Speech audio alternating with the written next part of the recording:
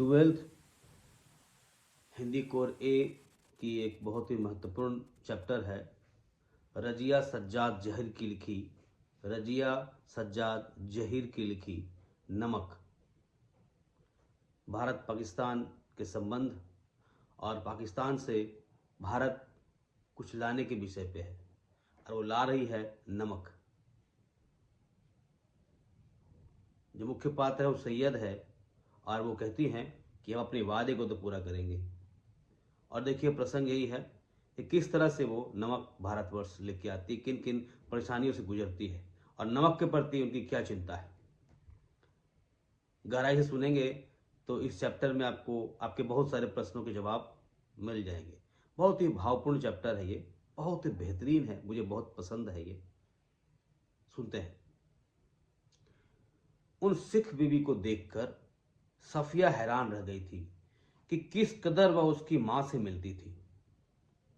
वही भारी भरकम जिस्म, छोटी छोटी चमकदार आंखें जिसमें नेकी, मोहब्बत और रहमदिली की रोशनी जगमगा करती थी।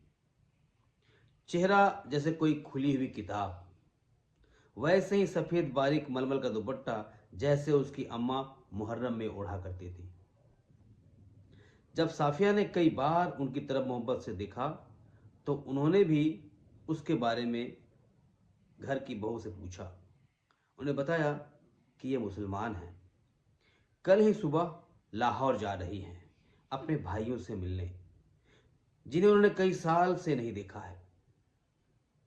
लाहौर का नाम सुनकर वे उठकर साफिया के पास जा बैठी और उसे बताने लगी कि उनका लाहौर कितना प्यारा शहर है। देखिए, मादरे वतन, मातृभूमि का जो लगाव है, का जो प्रेम है, ठीक उसी तरह है जिस तरह बरसों बार हम अपनी माँ से मिलते हैं, वही लंबे समय के बाद अपनी माँ से मिलते हैं, तब जो खुशी मिलती है, तब जो आंखें छलक उठती है, ये सब बातें उसी पर आधारित है।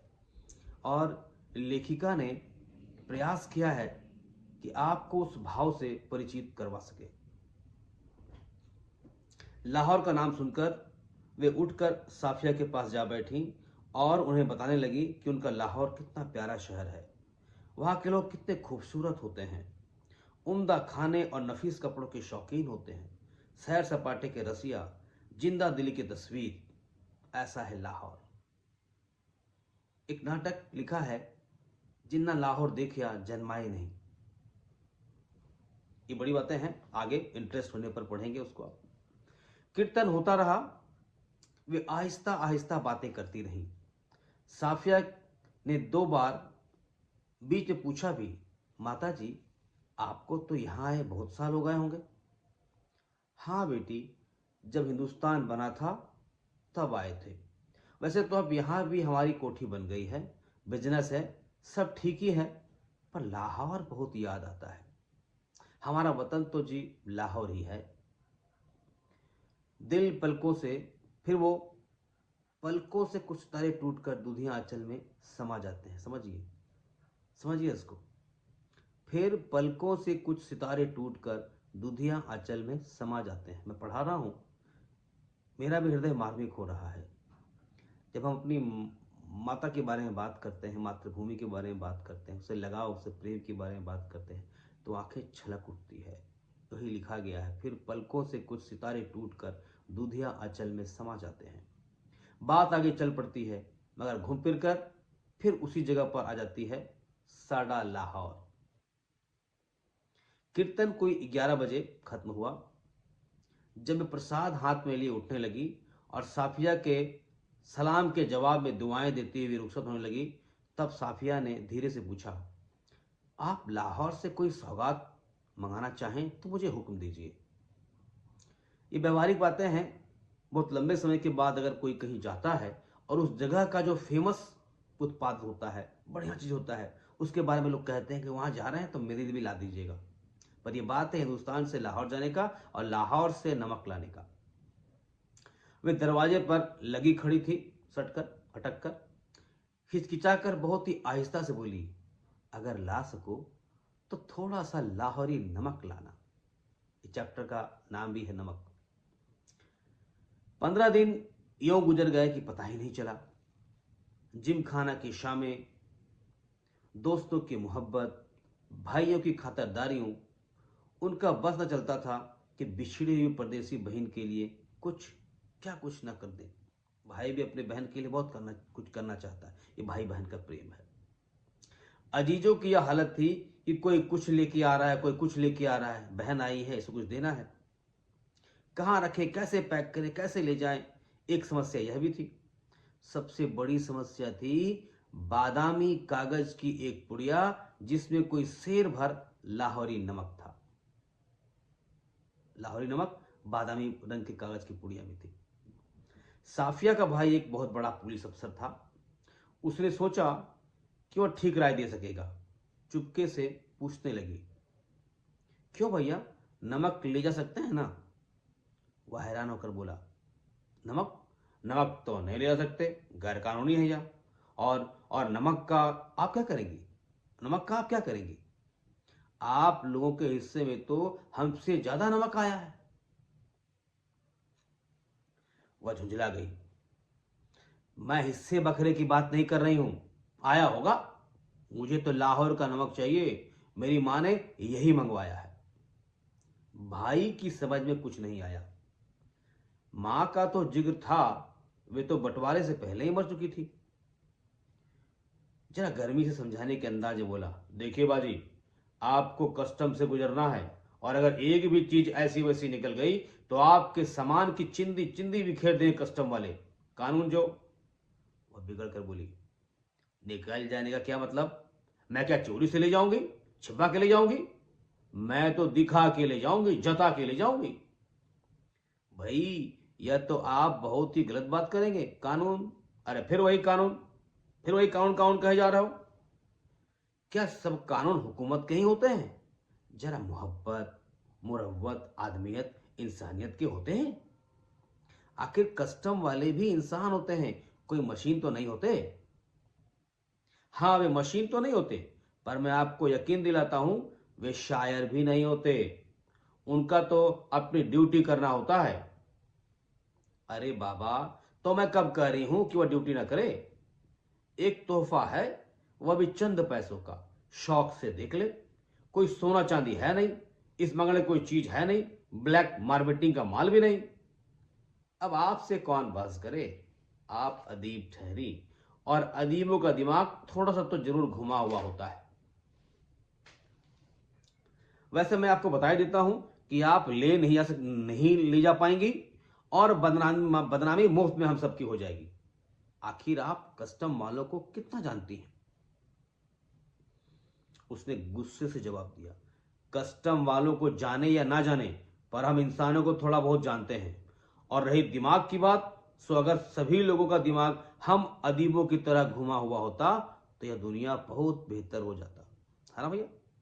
मारे गुस्से के उसकी आंखों से आंसू बहने लगे थे। हम खुश होते हैं तब भी रोते हैं, और गुस्सा होता है, दुख होता है तब भी रोते हैं। उसका भाई सिर हिलाकर चुप हो जाता है, कुछ नहीं बोल पाता है। फिर इसके बाद कड़ी में अगले रोज 2 बजे 2 बजे दिन को रवाना होना है। सुबह के लिए सब व्यस्त कार्यक्रम बन चुका था, इसलिए उसे सारी पैकिंग रात में ही करनी पड़ी थी। कमरे का दरवाजा अंदर से बंद करके वह सामान बांधने लगी। इधर उधर फैली हुई चीजें धीरे धीरे सिमट कर सूटकेस और बिस्तर बंद में चली गई। सिर्फ 2 चीजें रह गई। एक तो वह छोटी सी टोकरी जिसमें कीनू थे, एक दोस्त का तोहफा, संतरे और माल्टे को मिलाकर पैदा किया गया वह फल। माल्टे की तरह रंगीन और मीठा, संतरे की तरह नाजुक, और दूसरी थी वह नमक की पुड़िया। अब तक साफिया का गुस्सा उतर चुका था। भावना के स्थान पर धीरे धीरे बुद्धि उस पर हावी हो रही थी।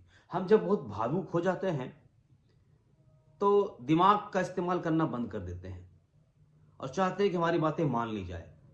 पर बुद्धि से भी काम लिया जा सकता है, लेकिन जो कलमकार होते हैं वो ज्यादा दिल की सुनते हैं, भावना का ज्यादा कदर करते हैं। देखिए क्या होता है।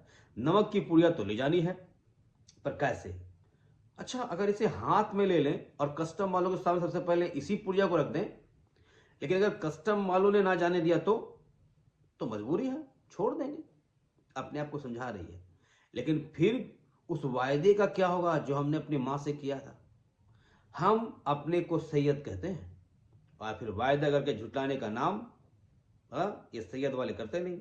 जान देकर ये वादा पूरा करना होता है, मगर कैसे? अच्छा, अगर इन कीनुओं की टोकरी में सबसे नीचे रख दिया जाए तो कितने कीनुओं के ढेर से भला कौन इसे देखेगा? और अगर देख लिया, नहीं जी, फल की टोकरियां तो आते वक्त भी किसी की नहीं देखी जाती है।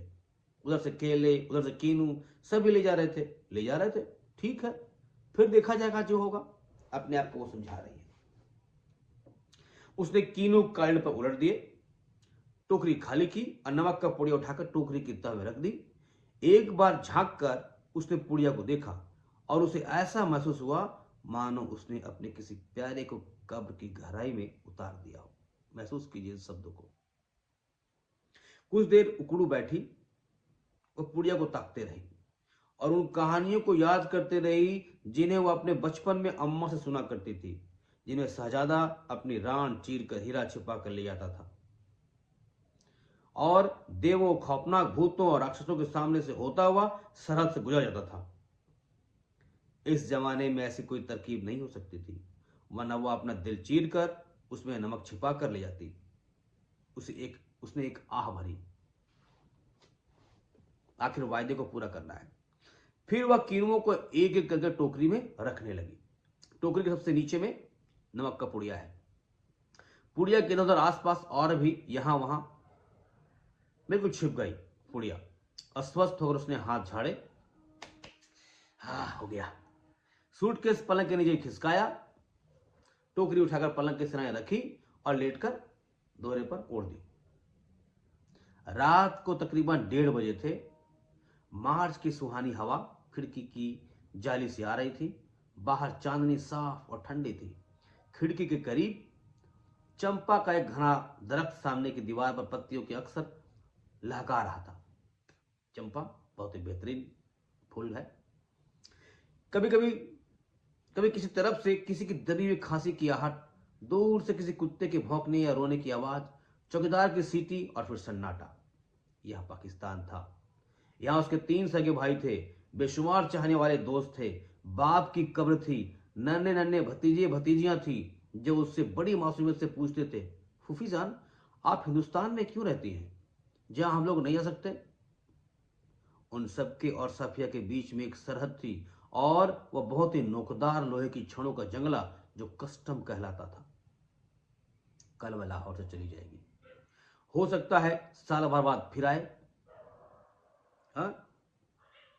1 साल से पहले जो आ भी नहीं सकती थी और वह हो भी सकता था कि कभी ना सके। उसकी आंखें इतना सोचते हुए आहिस्ता आहिस्ता बंद होने लगी। उसे नींद आने लगी। फिर उसे एक सफेद दुपट्टे का दूधिया आंचल लहराता दिखाई देने लगा। जिस तरह वह यहाँ वहां सितारे झिलमिला रहे थे। हमें वहां से आए तो बहुत दिन हो गए। यहाँ हमारी कोठी भी है, बिजनेस भी है, हम यहाँ बस भी गए हैं, पर हमारा वतन तो जी लाहौर ही है। फिर दिखा इकबाल का मकबरा, लाहौर का किला, किले के पीछे डूबते हुए सूरज की नारंगी किरणें, आसपास में फैलता उभरता अंधेरा, उस रंगीन अंधेरे में बहती हुई नरम हवा, उस हवा में रची हुई मौलसीरी की खुशबू और मकबरे की सीढ़ियों पर बैठे हुए 2 इंसान, सिर झुकाए चुपचाप उदास, जैसे तो बेजान परछाइयां हो। तो तुम कल चली जाओगी? हाँ। अब कब आओगी? मालूम नहीं, शायद अगले साल, शायद कभी नहीं। अचानक उसकी आंखें खुल गई। शायद उसने मकबरे की सीढ़ियों के नीचे लगी धूप से एक पत्ती तोड़ी थी जिस पर ठंडी ओस जमनी शुरू हो गई थी। शबनम। हुआ यह था कि नींद में करवट लेते हुए उसका हाथ कीनुओं से लबालब किसी टोकरी पर जा पड़ा। रसीले ठंडे कीनू जिनको देते वक्त उसके दोस्त ने कहा था यह हिंदुस्तान पाकिस्तान की एकता का मेवा है। क्या बात। साफिया फर्स्ट क्लास के वेटिंग रूम में बैठी थी। अब वो ट्रेन में जाके बैठी। दिल्ली तक का किराया उसके भाई ने दिया था। वह हाथ में टिकट दबाए वेटिंग रूम से बाहर प्लेटफॉर्म पर टहल रहा था। वह अंदर बैठी चाय की प्याली हाथ में लिए कीनुओं की टोकरी पर निगाहें जमाए यह सोच रही थी कि आसपास इधर उधर इतने लोग हैं, लेकिन सिर्फ वही जानती है कि टोकरी की तह में कीनों के नीचे नमक की पुड़िया है। जब उसका सामान कस्टम पर जांच के लिए बाहर निकाला जाने लगा तो उसे एक झिरझिरी सी आई और एकदम से उसने फैसला किया कि मोहब्बत का यह तोहफा चोरी से नहीं जाएगा। देखिए भाव, नमक कस्टम वालों को दिखाएगी वह। उसने जल्दी से पुड़िया निकाली और हैंडबैग में रख ली, जिसमें उसका पैसा का पर्स और पासपोर्ट आदि थे। जब सामान कस्टम से होकर रेल की तरफ चला तो वह एक कस्टम अफसर की तरफ बढ़ी। ज्यादातर मेजें खाली हो चुकी थी, एक दो पर इक्का दुक्का सामान रखा था। वहीं एक साहब खड़े थे, लंबा कद, दुबला पतला जिस्म, खिचड़ी बाल, आंखों पर ऐनक। वे कस्टम अफसर की वर्दी पहने हुए थे, मगर उन पर कुछ जंच नहीं रही थी। साफिया कुछ हिचकिचाकर बोली, मैं आपसे कुछ पूछना चाहती हूं। उन्होंने नजरें भरकर उन्हें गौर से देखा, बोले, फरमाइए। उनके लहजे ने साफिया की हिम्मत बढ़ा दी। आप कहां के रहने वाले हैं? उन्होंने कुछ हैरान होकर उसे फिर गौर से देखा। मेरा वतन दिल्ली है। आप भी तो हमारी तरफ की मालूम होती हैं। अपने अजीजों से मिलने आई होंगी। जी हां, मैं लखनऊ की हूं। अपने भाइयों से मिलने आई थी। वे लोग इधर आ गए हैं। आपको भी तो शायद इधर ही आ जाए। जी, जब पाकिस्तान बना था तभी आए थे, मगर हमारा वतन तो दिल्ली ही है। साफिया ने हैंडबैग मेज पर रख दिया और नमक की पुड़िया निकाल कर उसके सामने रख दी और फिर आहिस्ता आहिस्ता रुक रुक कर उनको सब कुछ बता दिया नमक के बारे में। उन्होंने पुड़िया को धीरे से अपनी तरफ सरकाना शुरू किया। जब साफिया की बात खत्म हो गई तब उन्होंने पुड़िया को दोनों हाथों में उठा लिया, अच्छी तरह लपेटा और कुछ साफिया के बैग में रख दिया। बैग साफिया को देते हुए बोली, मोहब्बत तो कस्टम से इस तरह गुजर जाती है कि कानून हैरान हो जाता है। महसूस कीजिए इस बातें को। वो व्यक्ति